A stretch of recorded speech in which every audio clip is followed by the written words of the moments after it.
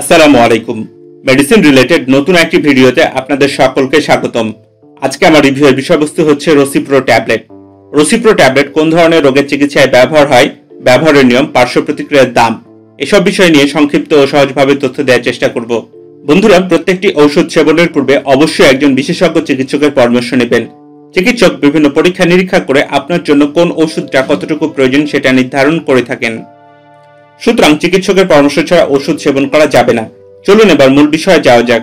রসিপ্রো tablet এর generic নাম বা গ্রুপের নাম হচ্ছে সিপ্রোফ্লক্সাসিন। এটি 500 mg 750 mg ট্যাবলেট আকারে বাজারে পাওয়া যায়। হেলথ কেয়ার ফার্মাসিউটিক্যালস লিমিটেড রসিপ্রো ট্যাবলেট তৈরি করে, যার প্রতি পিচের দাম 500 mg দাম 14 টাকা এবং 750 mg দাম 18 টাকা। এখন আমরা জানবো রসিপ্রো ট্যাবলেট কোন ধরনের রোগের চিকিৎসায় ব্যবহার হয় সে বিষয় সম্পর্কে।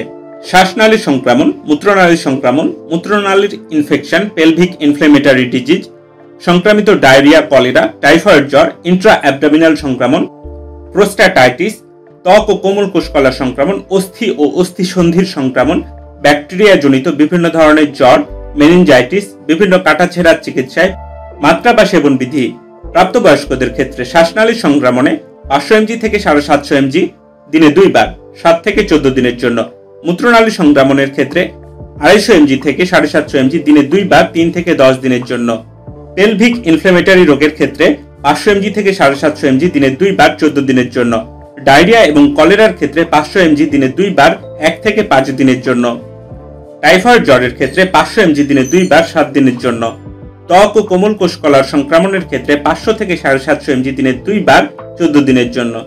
অস্থি ও অস্থি সন্ধির সংক্রমণের ক্ষেত্রে 100 থেকে 750 mg দিনে 2 বার সর্বোচ্চ 3 মাস।